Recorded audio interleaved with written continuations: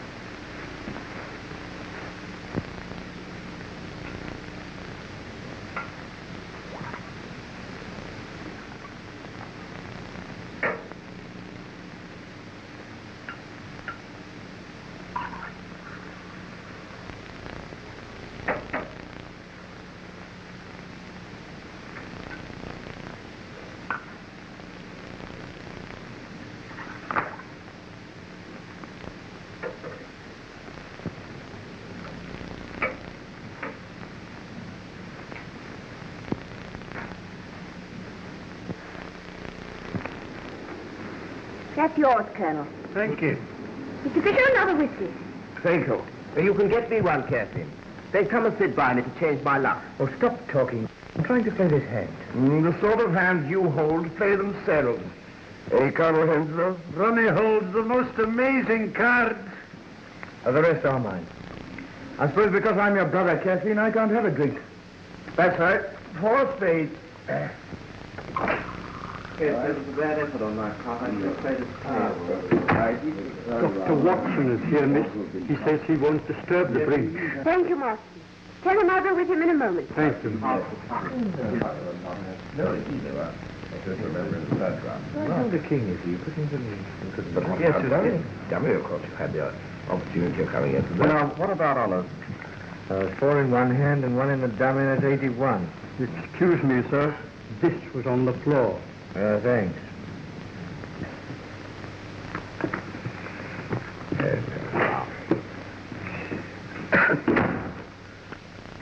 Thank you. My dear, I believe. Will you cut, Colonel? Come and sit by me, Kathleen. I can't leave Dr. Watson alone. I must go. Is that the Dr. Watson, the friend of Sherlock Holmes? Yes. Then you know Holmes? No. Dr. Watson has known us since Ronnie and I were kids. But we've never met Mr. Holmes. He's always too busy. I see. I've got 2 aces of spades. But we've used this pack before. Oh, I know. Marston found one on the floor. Yes, but how could he? And it must have dropped out here.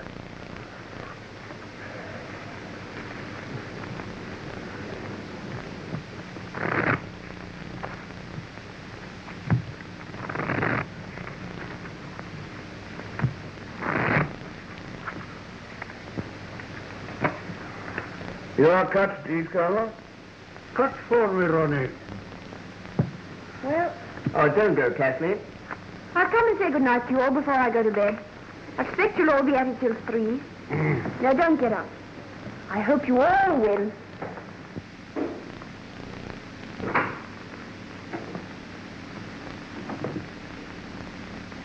My dear, how kind of you to come. A summons from you comes before even a summons from Sherlock Holmes. It's sweet of you to say so, anyhow. Take off your coat and let me give you a drink. No, thanks. I can't stay. I came for a moment because you sent for me. Well, let's sit down for a minute.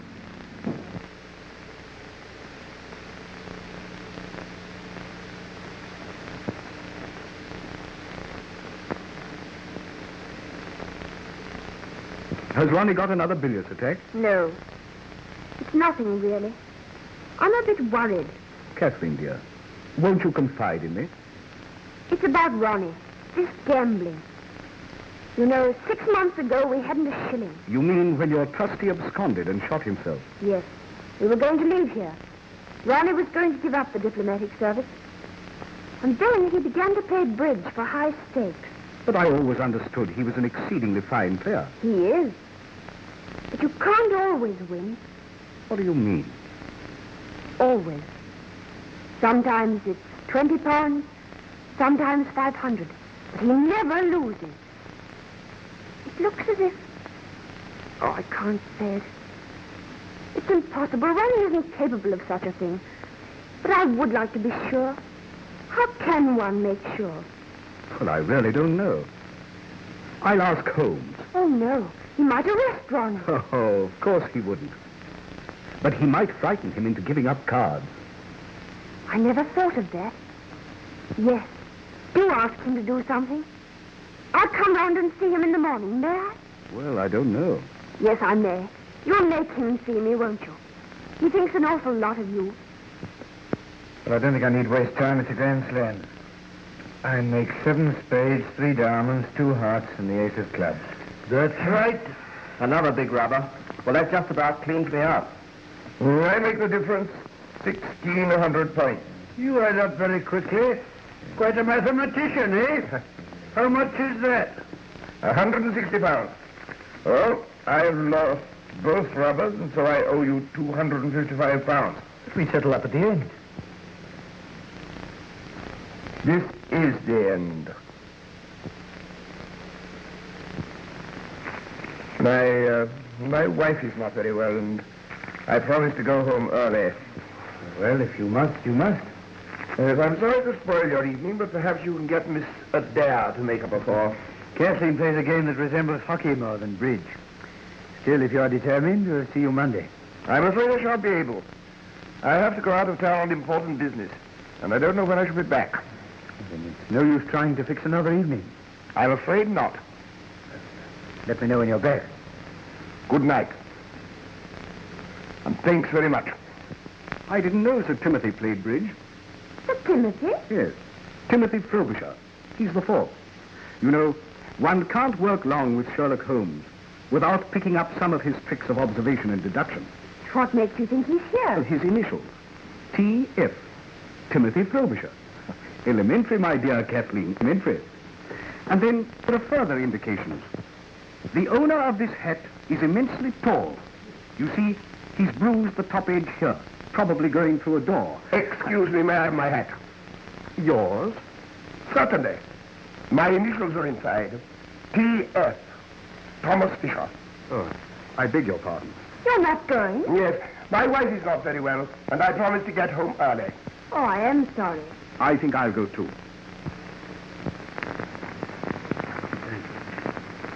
Well, good night, and thanks for playing. Sorry you had such rotten luck. See you Monday. Well, really, I think I better not. I've lost an awful lot lately, and I think I better chuck it for a bit. Oh, just as you like. Oh, don't think me rude, but I just can't afford it. That's all right, Eva. Good night, Colonel. Good night.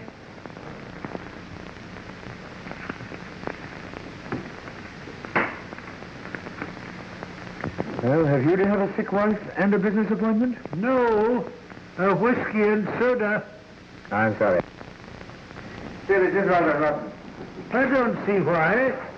Fisher, being a millionaire, naturally loses his temper when he loses sixpence. And Tony Rutherford is broke. And you think that's all? What else? Oh, nothing, of course. You can always get another 4. Then you'll continue to come. With pleasure. I'm not afraid of losing sixpence. And I'm lucky. I often cut with you.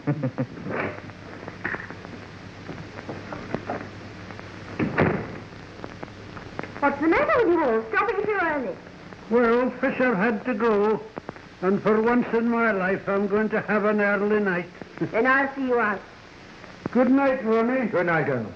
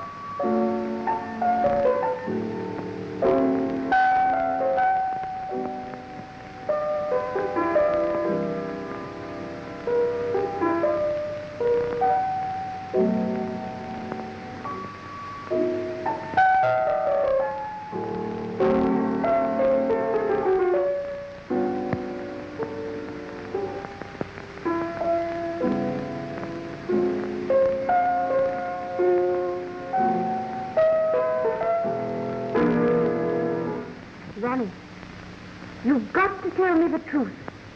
The truth? What do you mean? I've got to find out the truth. Terribly difficult thing, darling. Ronnie, stop. Trying to explain this ace of spades. Explain it. You know exactly what I mean. When Marston picked it up, you said it belonged to that press. It doesn't, and you know it. Well, it must belong to some other pack. A hidden duplicate pack. What the devil do you mean?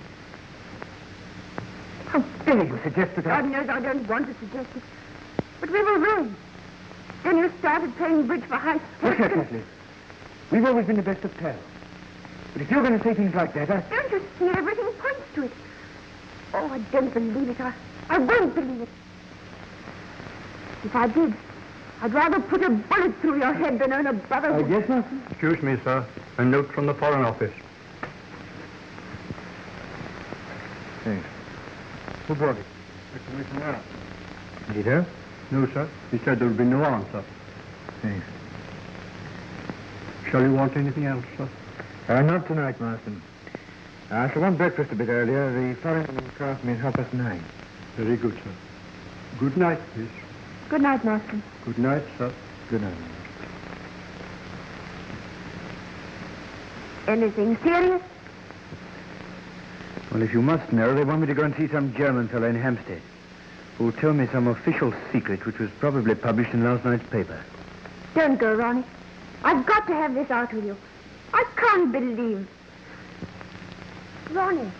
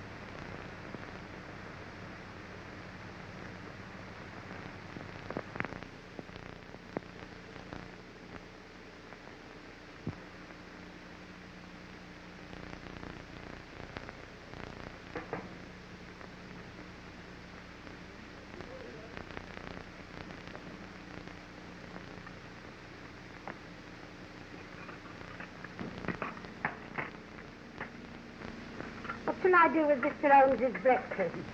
Isn't he up yet? Ain't no sign of him. Hasn't even took in his shaving water. I do wish he'd be a bit more regular in his habits. Meals at all times of the day does turn the house upside down.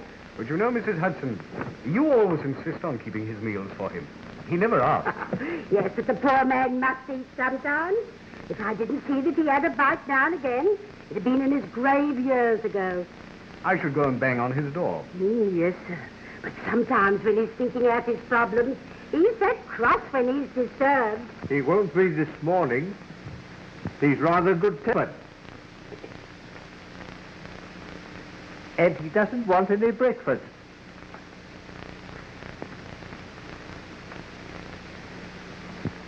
No, Mr. Holmes, you did give me a turn. Well, one good turn deserves another, doesn't it? What can I do for you? As to breakfast, sir. Oh, I've already breakfasted with the manager of the London and Commercial Bank. Oh, so they've sent for you for this? Are you sure I can't tempt you to a nice bit of addict? My dear Mrs. Hudson, you've always been a temptation to me, but addict, after a good breakfast, is not. No, you do carry on. It's a good job I don't take you serious. I'm perfectly serious. Jokes are not my strong point. Ask the doctor. I never see any of his. No. I've been wondering, my dear Watson, why you don't get the batteries of your car recharged. What do you mean? Well, you had great difficulty in getting your car to start last night. The batteries are run down. They are, but how did you know? You've a blister at the base of your fingers on the right hand. As you've not been sculling on the serpentine this morning, I deduced that you've been cranking your car. It's rather wonderful. That's elementary, my dear Watson. Elementary. Oh, let me give you a hand. Thank you, sir. Any lifter? Yes. And the cloth on the top. That's Yes, good. please. There you are. Thank you. You sure there's nothing else I can do for you? No, nothing, thank you. Oh, wait a minute. Let me give you a hand.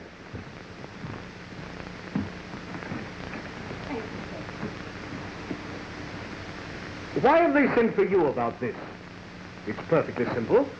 A man tries to burgle a bank, is disturbed, kills the watchman, and runs away. I find it very interesting.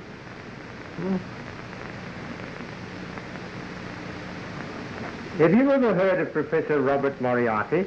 No. What's he got to do with it? Oh, he's to do with half the crimes the world over. He started as a mathematical professor, but ugly rumors gathered round him, and he resigned. Well, after that, he vanished for 10 years or so. I fancy he went abroad. Then he returned to England, and things began to happen. What thing? For a long time, I've been conscious of some power, a deep organization which stands in the way of the law. Once he made a slip, and I was able to deduce that behind that power was Moriarty. But he recovered himself, and I could prove nothing. He has hundreds of agents, none of whom have ever seen him. Sometimes an agent is caught. But the man who plans most of the crimes that are committed is never caught, never even suspected. He knows that I know of his activity. He also knows that up to now, I've been unable to reach him. And you think he's connected with this bank murder? I think it highly probable. Yes? Yes, come in. Inspector Lestrade to see you, Oh, sir. Lestrade. Anything fresh? No, Mr. Holmes? Sit down, Lestrade. Thank you.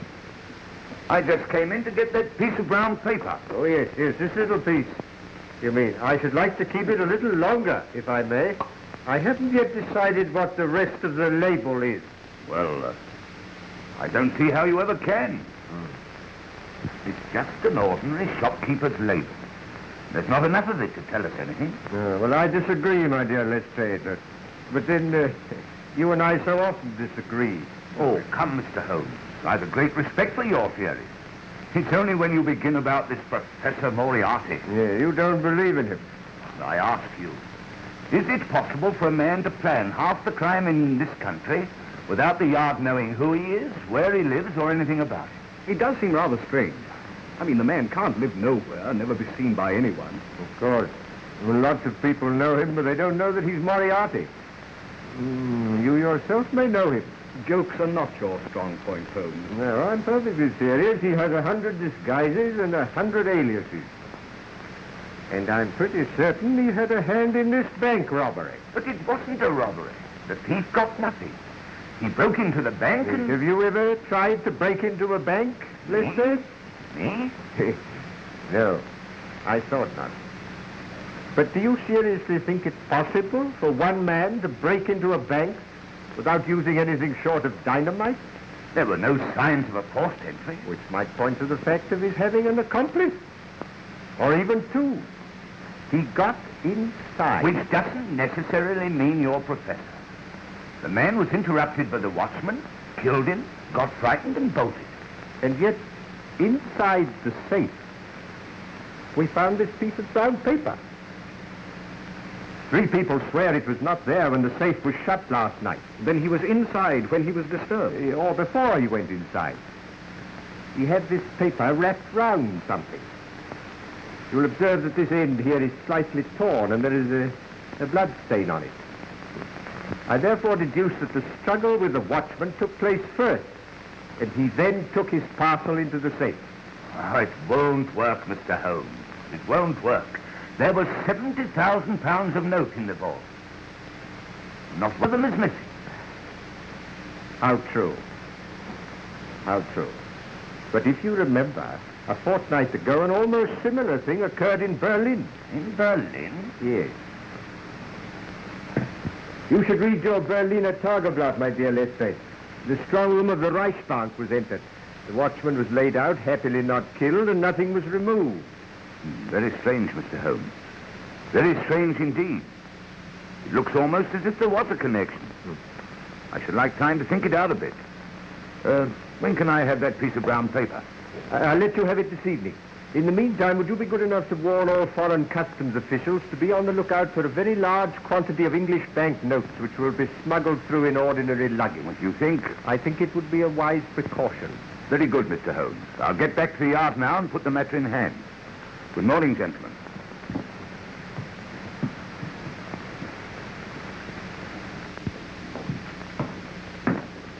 The chief has arrived, sir. Oh? What are his orders? He will interview Mr. Adair himself. Right. Send Mr. Adair in.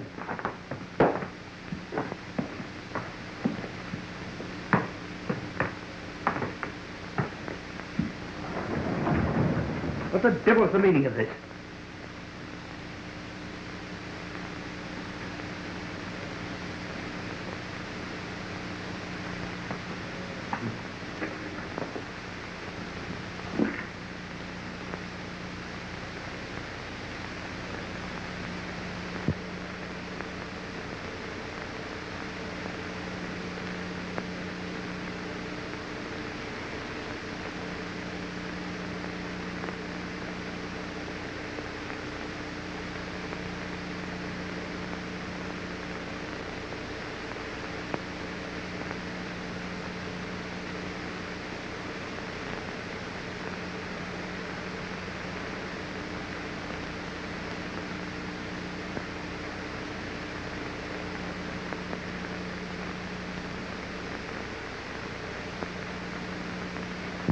Adair.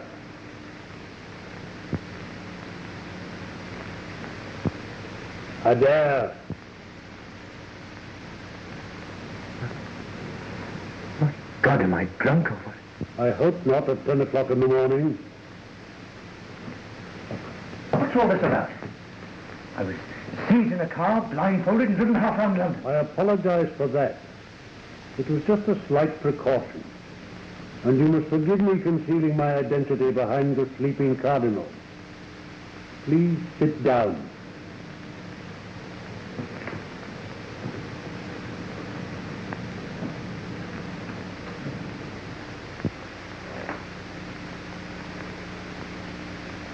Are you Mr.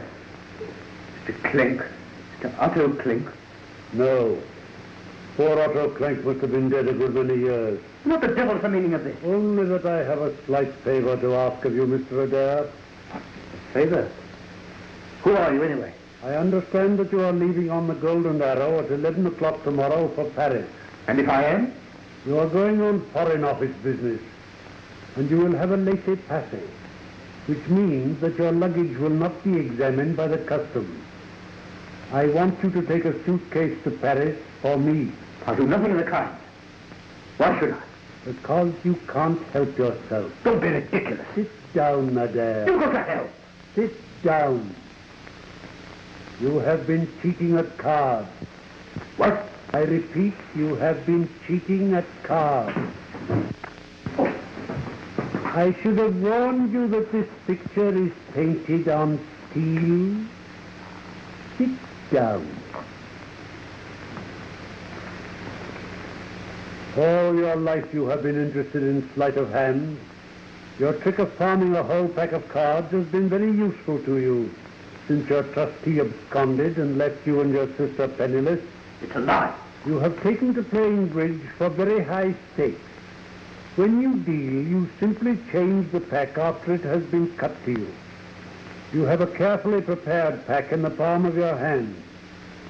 You do the same when you cut a pack to your opponent. Now, this procedure, if publicly known, is not likely to lead to an advancement either social or diplomatic. In fact, it means the end of you. Who's been telling you this ridiculous story? Last night you made a slip. You dropped the ace of spades. Now I think I can count on your doing me this very slight service. Go on. A suitcase bearing your initials will be delivered at your flat at 9:30 this evening. You will pass it through the customs with your other luggage.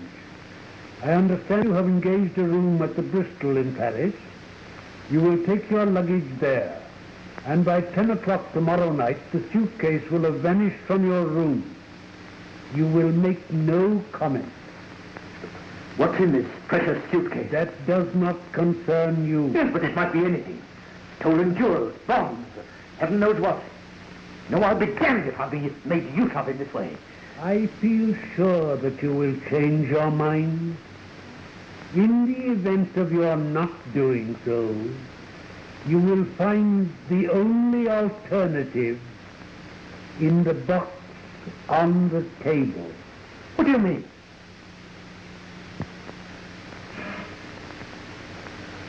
Here. Come back, whoever you are. What do you mean?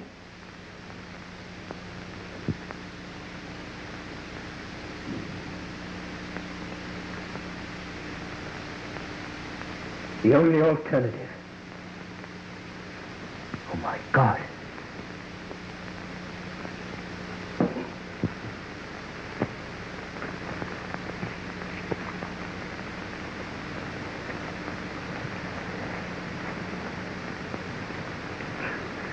What are you trying to do? I'm trying to see how many Bank of England notes will go into a parcel of this size. You see, my dear Watson, that this note should fit into these creases. There you are, as I thought exactly. Yes. Were you busy this morning, Watson? No, I kept the morning free. I rather hoped you'd see Kathleen Adair. She's due here now. I sent her a note on the way home from the bank. Oh, that's very kind of you. But then you'll have a talk to Ronnie. No, I want to talk about it. He's in the diplomatic service, isn't he? Yes. And what's that got to do with it? What's what got to do with what, Watson? Come in. Mr. Dare to see you, sir. How wonderful of you to have managed it. It's terribly kind of you to see me. Not at all. Won't you sit down?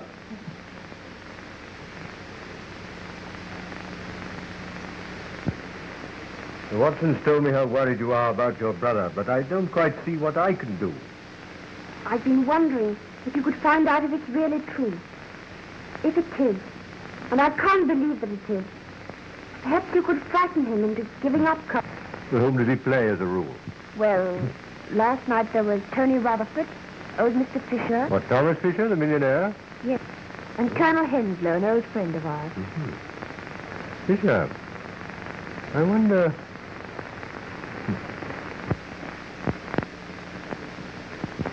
Forgive me, Mrs. Dare, but does your brother travel at all on official business? Quite a lot.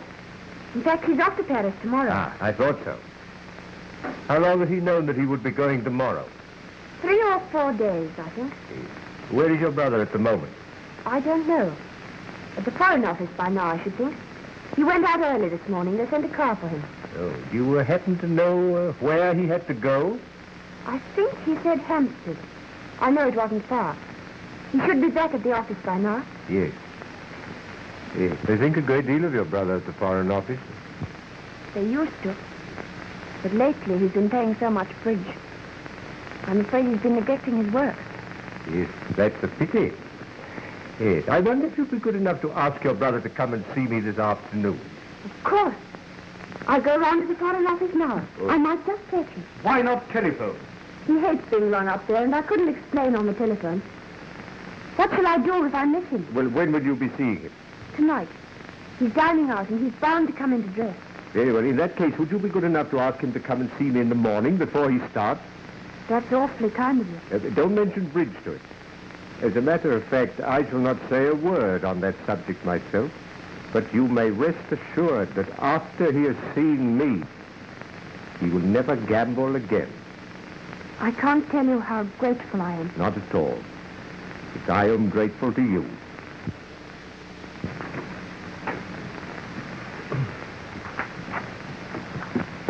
Goodbye. Watson? Yes?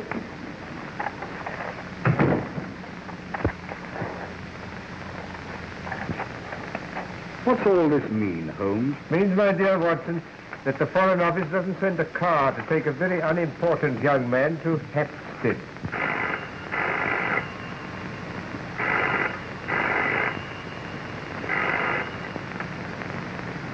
Hello? Hello? Yes, speaking. Who's that? Mrs. Smith. I seem to know that name. Mrs. Annie Smith. Oh, Mrs. Talboys put you on to me. I don't think I know a Mrs. Talboys. Huh? No, you're quite right. It doesn't matter. Well, you think it's appendicitis? Oh, what's the address? Would you mind taking this down, Holmes? 1006 Pentonville Road. Yes. Yes, I'll come at once. I'll take a taxi. Goodbye. Here's the address. I've added a note which I want you to read when you've found the taxi. What's it about? You read it when you've found the taxi. I hope your friend, Mrs. Talboys' friend, is not as bad as she thinks.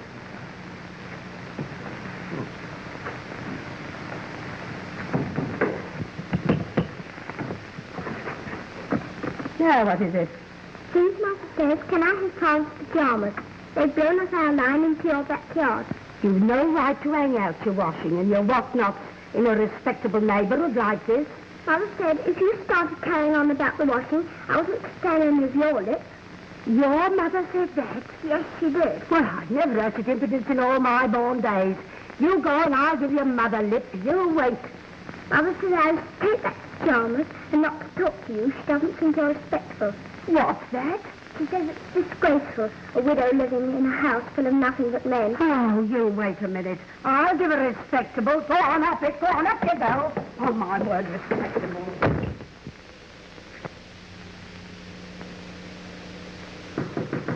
Yes? Come in. Hello. Yes? Sir, Hmm?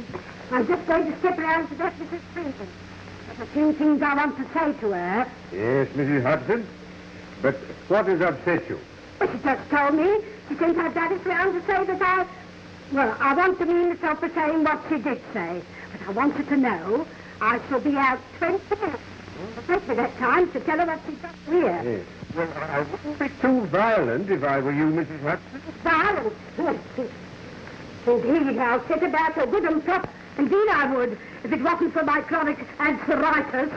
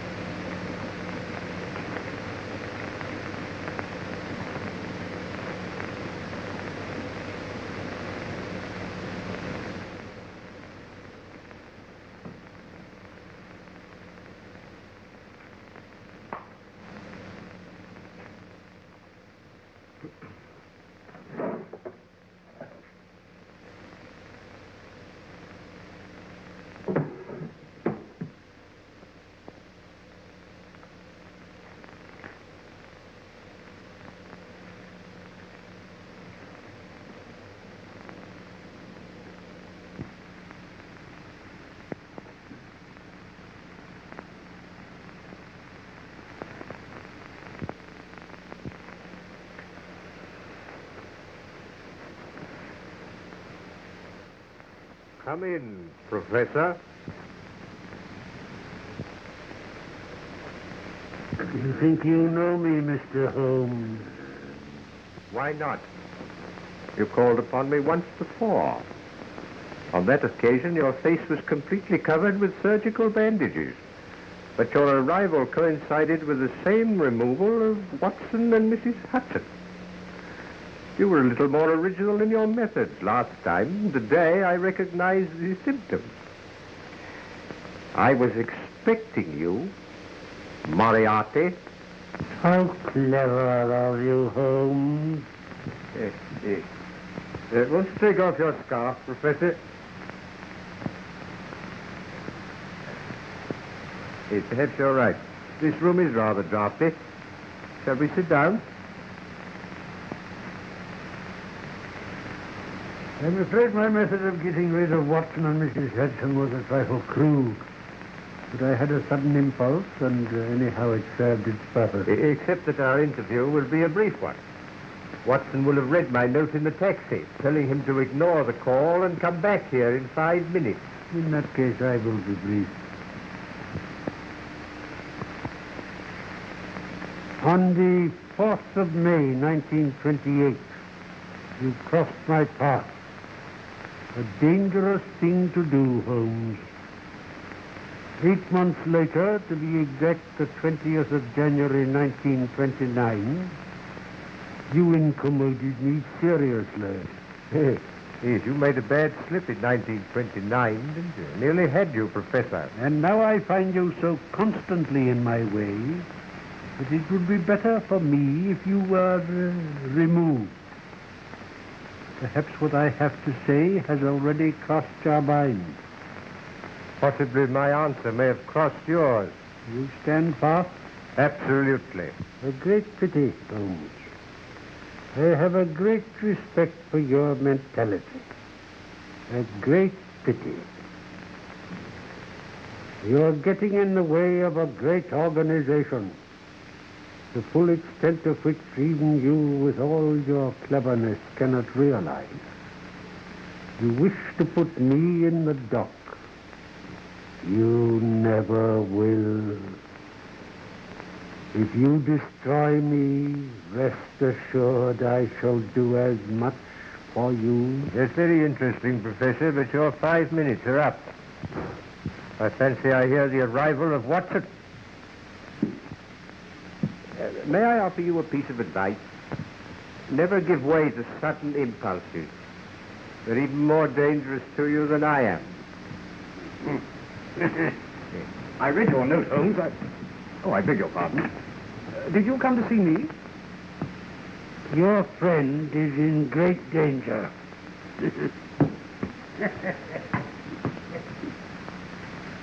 Great danger.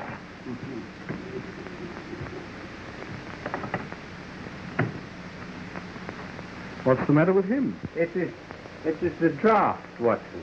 He's feeling the draft very badly at this moment. But who was it? Well, that was Mrs. Smith of 1006 Pentonville. Mrs.? Or shall we say, Professor. Oh, the mythical Moriarty. What does he look like? Well, I know no more than you do. Except that the first molar in the left side of the upper jaw is very badly filled with gold. Have you a mathematical mind, Watson? I think so, fairly. Ah. Well, never give way to sudden impulses. They're not good for mathematicians. Moriarty has made the worst slip he's made since January 1929. You mean you think you found out how to get him? No. No, I found out where he gets his boots. I wish you'd be serious. The professor's boots are made by Mr. J.J. Godfrey, bootmaker. Here we are. 502 Pont Street, Southwest 1. Godfrey, Pont Street? Yes. But that's where I have mine made. You do surprise me. But Godfrey's a perfectly respectable tradesman with a high-class clientele. Well, obviously. Obviously, you and Moriarty. You share a bootmaker with the professor. And for all I know, he may be a great friend of yours. Oh, really?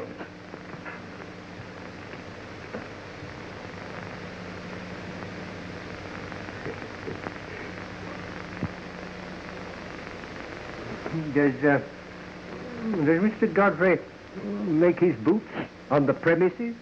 Yes, in the basement. He showed me over his workshop once. Yes. I think I'd like to see over that workshop. We'll arrange with Lestrade to call there about 8 o'clock tonight. But how can it possibly matter where Moriarty buys his boots? Only that this piece of brown paper, which was found in the strong room of the bank, bears a piece of the label of Mr. J.J. Godfrey, bootmaker. Holmes, you're marvelous. Oh, elementary, my dear Watson. Elementary.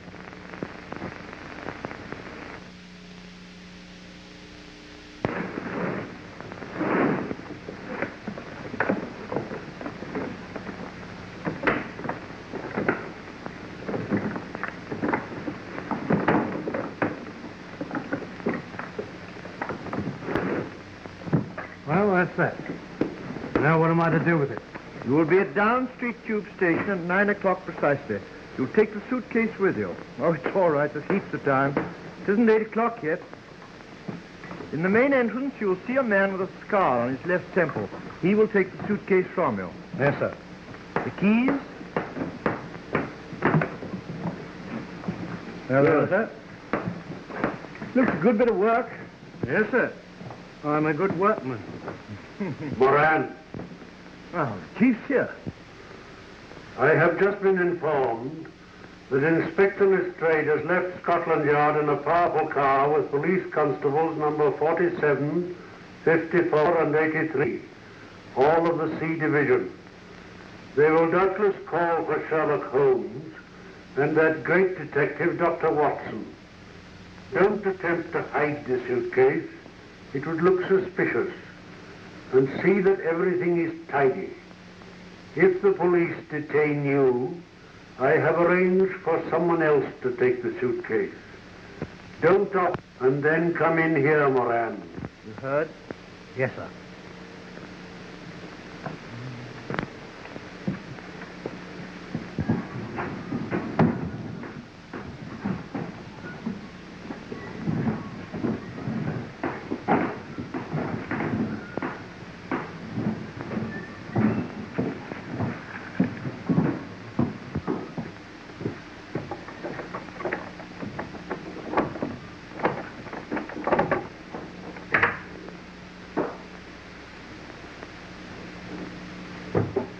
Put this right, Godfrey, will you? All right, sir.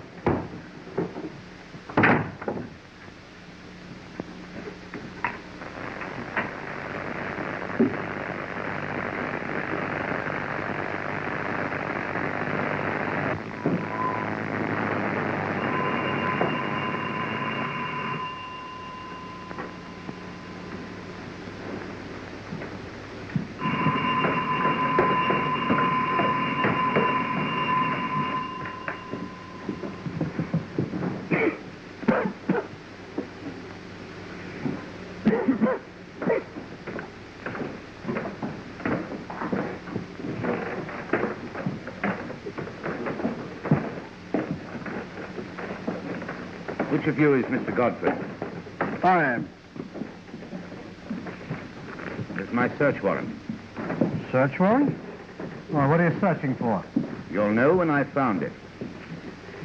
Why? If it isn't Dr. Watson. Hope the last pair of shoes I made was satisfactory. Oh, I see you're wearing them now. Yes, quite thanks. I say, Holmes, this does seem rather absurd. You know, Godfrey's made my shoes for years. Yes, your shoe last is in that cupboard over there now. Over there? Yes. I'll go and find it.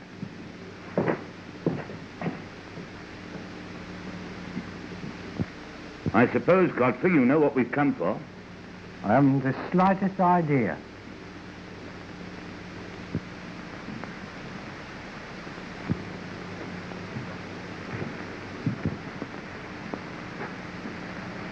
Hello.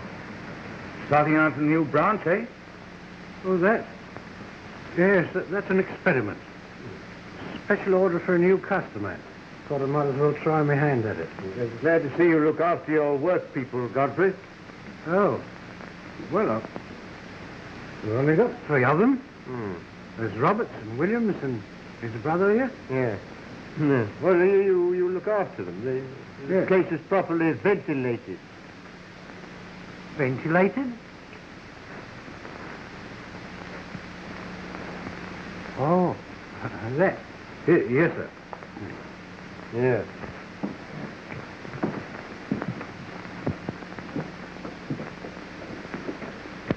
Oh, yes. A ventilator.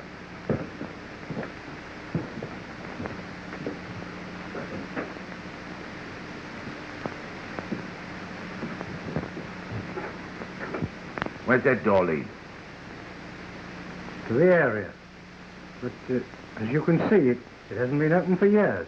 Well, I should like you to open it. Heaven only knows where the key is. That door hasn't been opened since I don't know when. Oh. Godfrey, this is a curious looking... What do you use for? It's used for special work. Oh.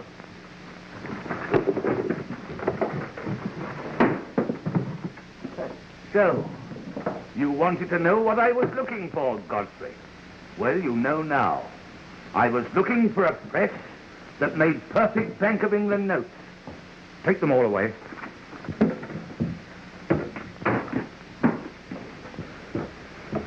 What are you doing? Quick, follow this wire. Let's straight. What for? Yes.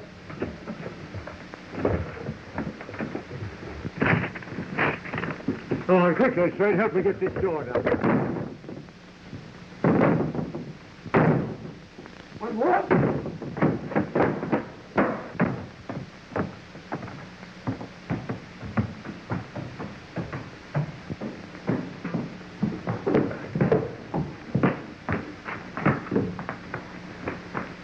Watson. Damn.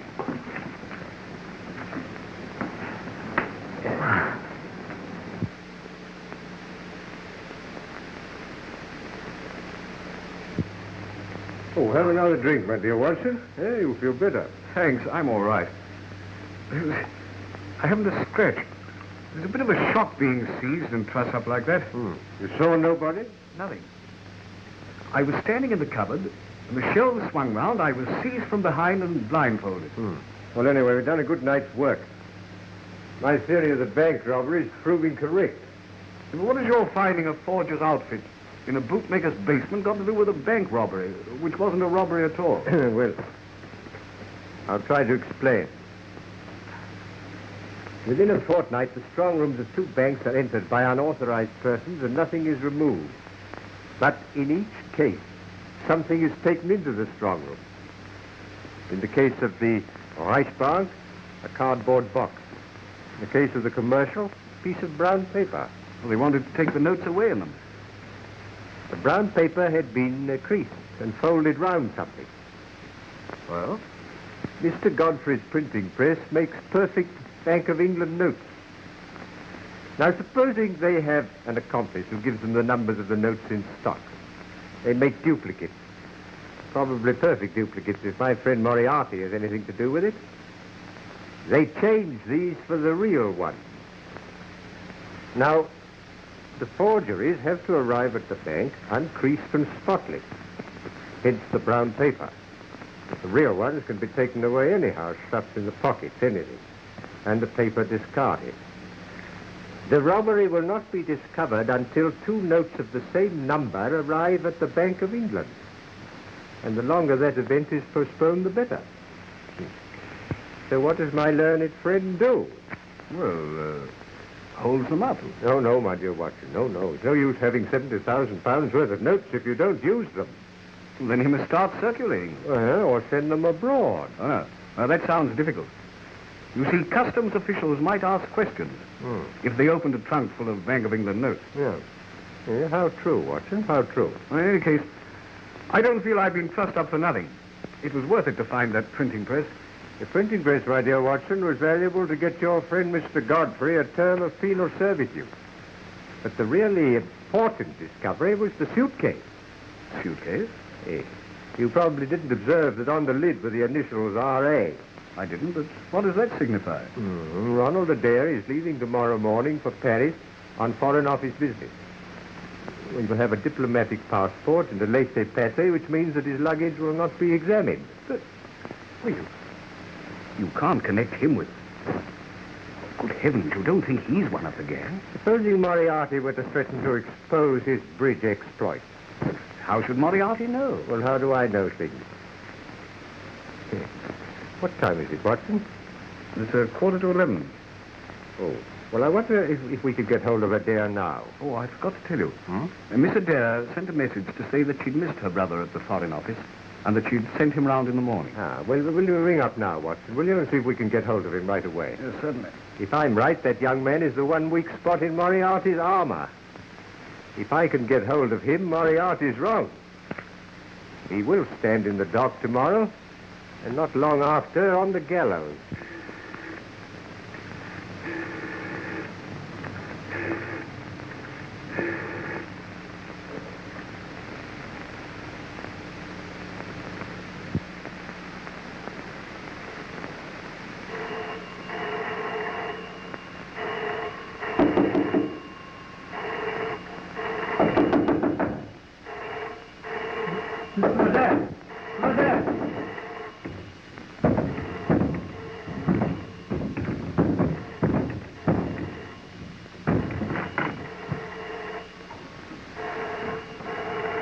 Mr. Adair? Mr. Adair!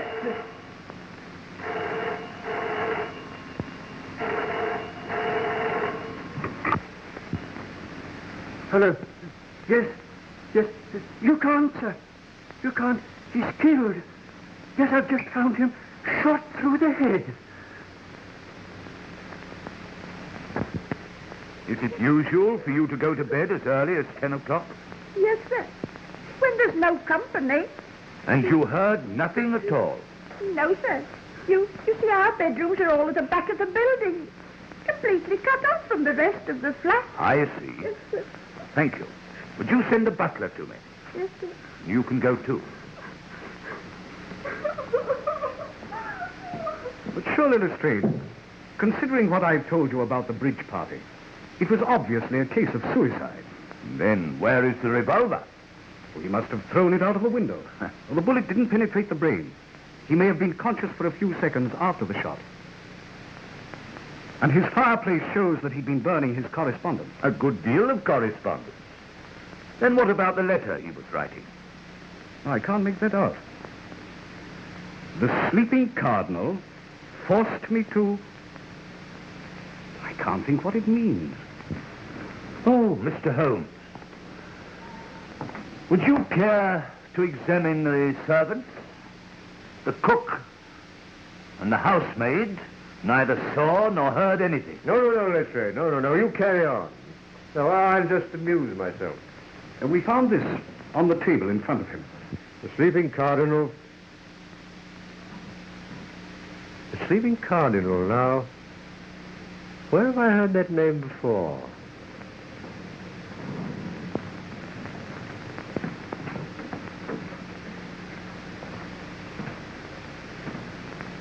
You're the butler here. Yes, sir. Have you been with the family long? 3 years, sir. Then you know their ways. Did anything unusual occur here this evening? No, sir. Miss Adair dined alone at home, and Mr. Adair came in at 9:15 with Colonel Henslow. Who is Colonel Henslow? Oh, he's an old friend of the family. He knew Ronnie Adair's father in India. Sir Henry Adair was Governor General of Bengal, you know. They used to hunt tigers together. Did you gather at all what they were talking about when they came in? Well, sir, Mr. Adair was saying, "And you think Fisher means trouble?" Huh? That was all I heard, sir. How long was the Colonel here? Barely half an hour, sir. Was Miss Adair with him? No, sir. She was in her room. Was anyone else in the flat? No, sir. You're positive that there was no one else at all? No, sir. Oh, a man came about 9:30 with a new suitcase that Mr. Adair had ordered. What kind of a man? I didn't notice him particularly, sir. He wasn't actually inside the flat. He just handed me the case and I signed for it. Where did the case come from? I really didn't notice, sir. I just told Mr. Adair it was here, and He told me to put it with the other luggage in his bedroom. Oh. Which one? That's the odd thing, sir. It isn't here. And I can't find it anywhere, so I searched the flat. It was quite an ordinary sort of case. Can't think where it could get hidden. But it must be somewhere. Unless Mr. Adair took it out. He didn't go out, sir. He went straight to his room after the colonel had left. Why didn't Miss Adair come and see the colonel? Wasn't she friendly with him? Oh, yes, sir. She was quite friendly with him. Wasn't she friendly with her brother? They were devoted to each other. They was, sir. But there was a bit of a shindy last night, sir. Well, she never mentioned anything about it to me. No, sir. It was after you and the other gentleman had left. I can't think it was a serious quarrel. I beg pardon, sir. It was. I brought in a note for Mr. Adair, and I don't think they heard me come in. What were they saying? Well, sir, Miss Adair was very excited, and she said, I'd rather put a bullet through your head than own a brother who... And then she saw me and stopped. Directly afterwards, Mr. Adair left the room. And tonight, how did you know he'd been killed? The phone bell was ringing in this room, which was locked, and I got no answer to my knocking. What did you do? I broke down the door. And then I found Mr. Adair in that chair, lying across the table, dead, and the window open. How long had he been in his room? About half an hour, sir. And you heard nothing? Not a sound, sir. And I was in my pantry, which is on this side of the flat. Thank you, Marston. Would you ask Mr. Dare to come here? Yes. I think if I were you, I should see Colonel Henslow first. I understand he's with Miss Adair. And after all, he was the last person to see Adair alive. Yes. Will you ask the Colonel to come here? Very good, sir.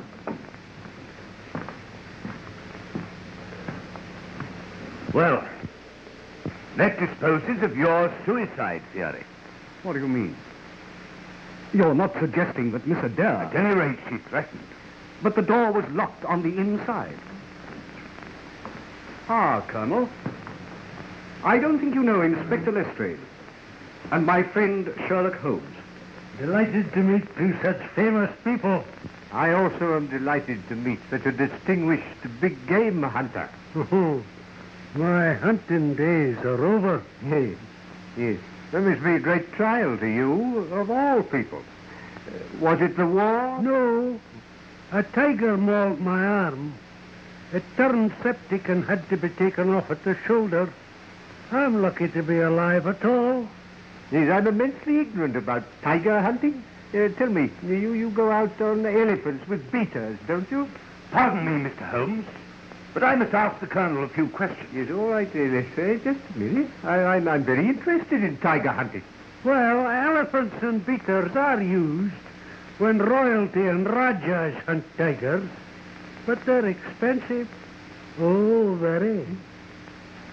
You can always tether a goat and wait till the tiger comes for it.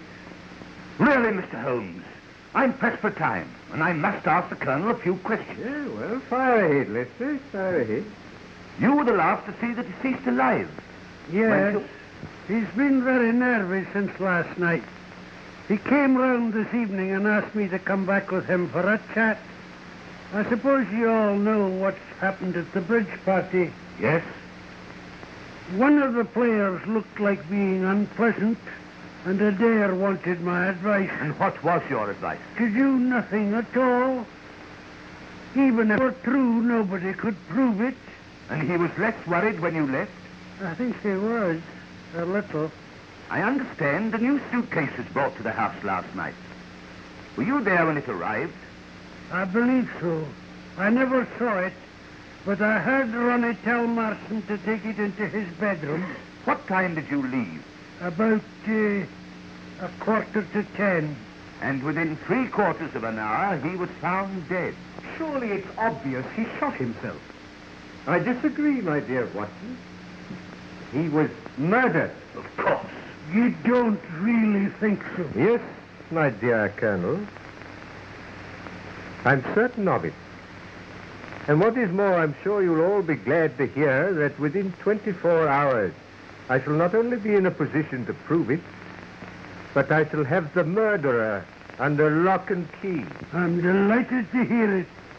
Not that it can bring the poor lad back. You know, Ronnie, with all his faults, was extraordinarily lovable. I feel rather as if I had lost a son. Thank you, Colonel Henslow.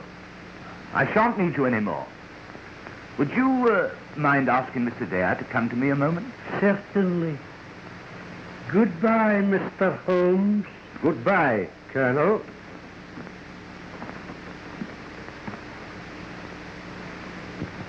I'm sorry I interrupted you, Mr. Holmes, but you seem so interested in tigers, I thought you were never going to stop. They interest me. The stark ferocity, the cold cruelty. Very human beings are like tigers, you know. Now I suppose you're back to your Moriarty theory. You're not going to try and tell me that this is his handiwork? Well, who knows? That man has become an obsession with him. He is. He is. Mr. Dare, I want to offer you my very sincere sympathy. It was a ghastly shock to me. I can imagine what it must have been to you. I won't keep you a minute, Mr. Dare. Won't you sit down?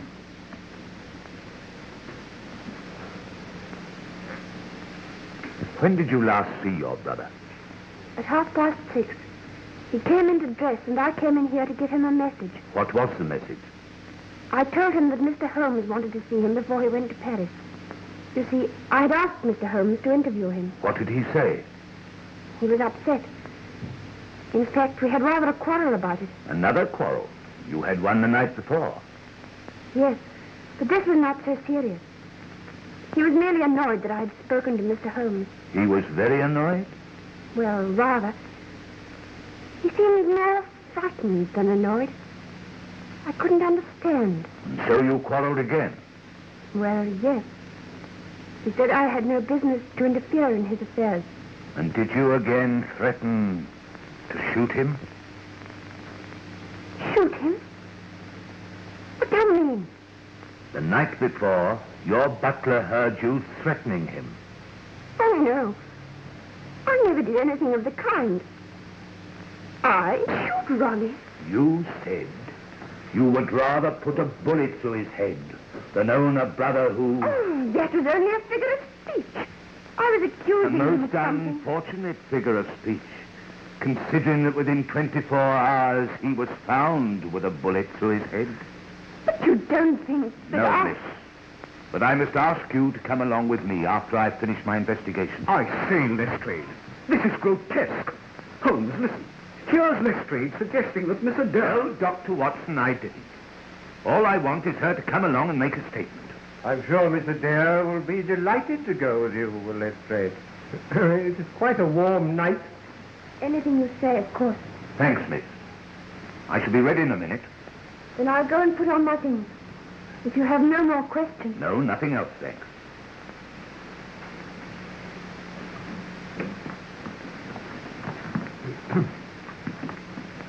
This is outrageous. Well, Mr. Holmes, what do you think? It's really remarkable how many varieties of trees there are in the London parks. Have you ever noticed what remarkably fine specimens? Really, Mr. Holmes, you're a most extraordinary man. In the middle of an investigation like this, you begin talking about trees. Holmes, you've heard Lestrade's ghastly accusation. Surely it was suicide. He burned his correspondence. I don't think he did. These are the ashes of, I should say, at least a dozen packs of playing cards. Because he was afraid Fisher was going to expose him. My dear Watson, as I've already told you, this was murder. And it was committed from outside this room. What? Shot through the keyhole? Ronald Adair burnt those playing cards, and they caused a great deal of smoke. He opened the window and sat down to write that confession. And the moment he sat down, he was shot from outside. But how? From this height, you can hardly see the street. He would have had to have been hanging out of the window. And he wasn't. He was sitting in that chair. And you're suggesting that somebody stood in the middle of Park Lane between 10 and half past and fired a rifle? It would have had to have been a rifle to carry as far as this. And that nobody saw or heard anything, though there must have been hundreds of passers-by. Passers-by there undoubtedly were. But as you've doubtless already ascertained, there were no police about. I beg your pardon, Mr. Holmes. There are always police about. There were a couple on point duty at Turnip Gate. I find on inquiry that 3 separate disturbances occurred at precisely 10:15 in this neighborhood tonight. A lot of roughs who are not accustomed to frequent the public house round the corner refused to leave and were ejected by the police. A young woman drove a car into a lorry about 100 yards up the road, and there was a false alarm of fire in Harford Street. It's curious that all these things should have been absolutely simultaneous. But even supposing the police were occupied, you can't stand and fire a rifle into a Park Lane window without somebody having seen and heard something. How true. Do you know a hornbeam when you see one? A hornbeam? There are some remarkably fine specimens in the park. What is a hornbeam? The Latin name is carpinus. They're common in the temperate zones of Asia and some parts of southern England. It looks like a beech, but it isn't.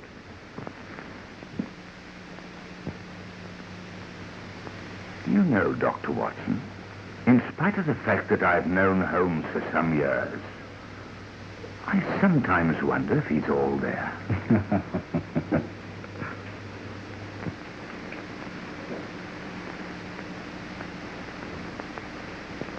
Put this in your mouth for a few minutes.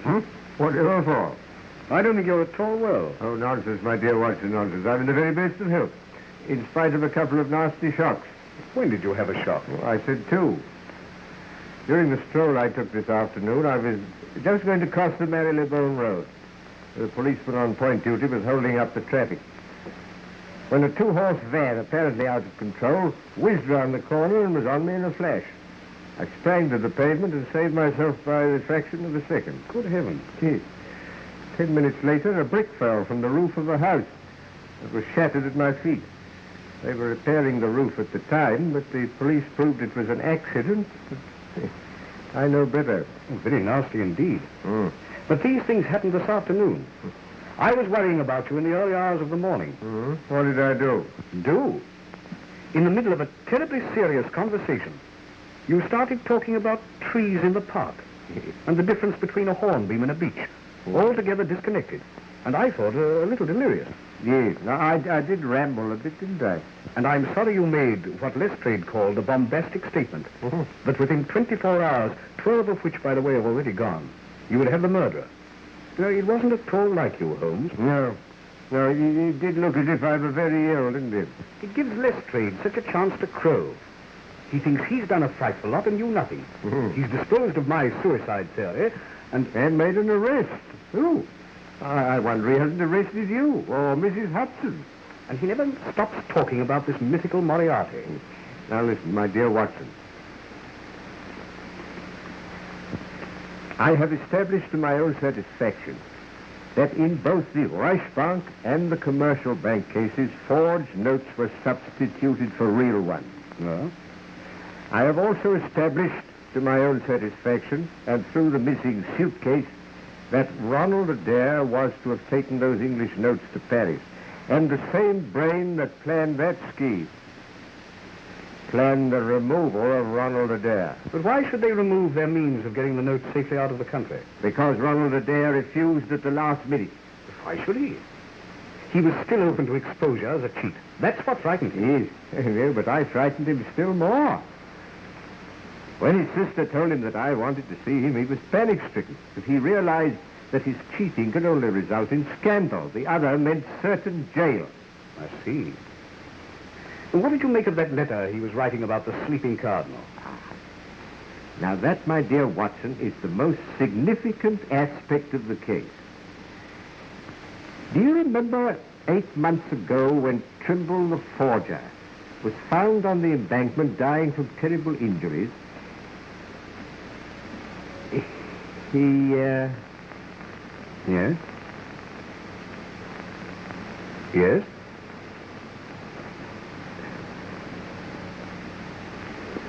Yes.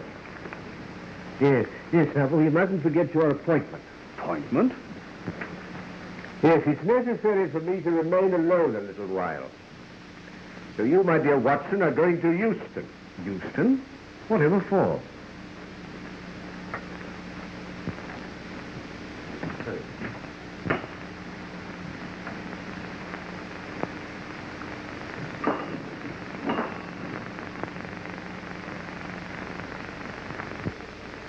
What's the idea? You see.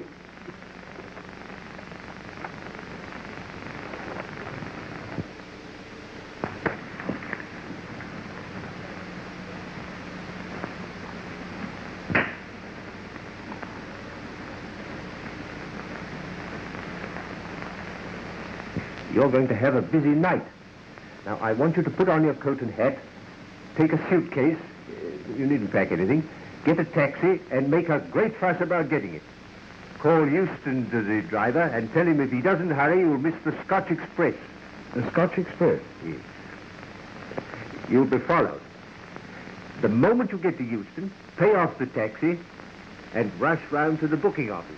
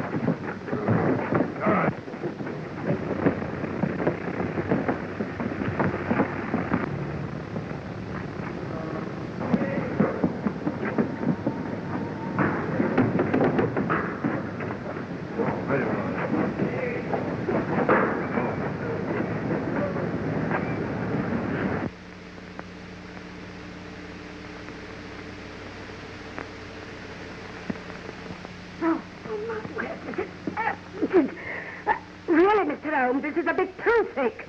My apologies, Mrs. Hudson. Once again, you've proved yourself far above ordinary women. Well, Mr. Holmes, I did as you told me to. I moved the statue every few minutes when suddenly the whole blooming thing falls on top of me. But you've done very well, Mrs. Hudson. Very well. Lestrade, bring in the prisoner.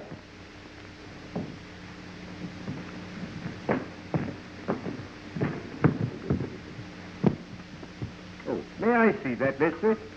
Take that. That's an admirable and unique weapon. Absolutely noiseless and of tremendous power. Crikey. I knew von Herder, the German mechanic who constructed it to the order of Professor Moriarty. I've known of its existence for some time, but I've never handled it before. Ah, Watson, I've just been murdered. Perhaps you'd like to see who my assailant is. As I thought. But Holmes, that's Colonel Henslow. And what are you charging me with? Why, for the attempted murder of Sherlock Holmes, of course. No, Lestrade. I shall not appear in this. To you, and you alone, belongs the credit for this remarkable arrest. With your usual happy mixture of cunning and audacity, you've got him. Got him? Got who? Well, the man who climbed the tree in the park last night.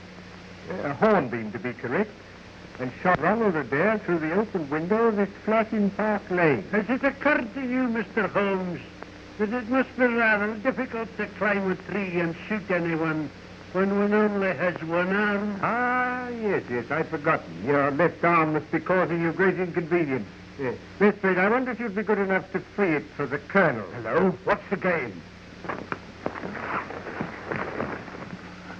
Let me introduce you to Professor Robert Moriarty, the mythical Moriarty, my obsession.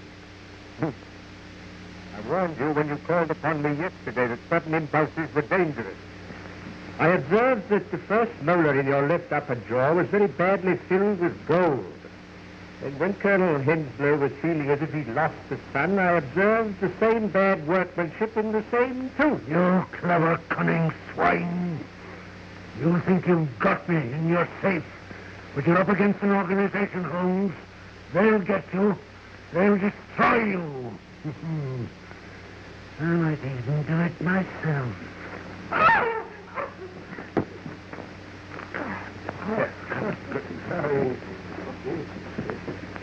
Take him to the station, Lestrade. Yes. I think you'll find most of your organization waiting for you there. Also a brand new ceding £70,000 of good English banknotes. Take him away. We shall meet again, Mr. Holmes.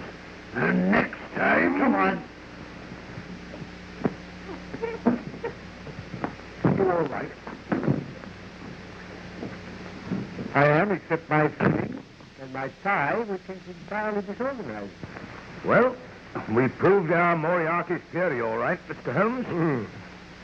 It's not easy to throw dust in your eyes, my dear Lestrade. Doesn't do to trifle with Scotland Yard. Quite true, Mr. Holmes. Quite true. Well, now, Watson, what about the drink? You'd like one, wouldn't you? Thanks. Lestrade?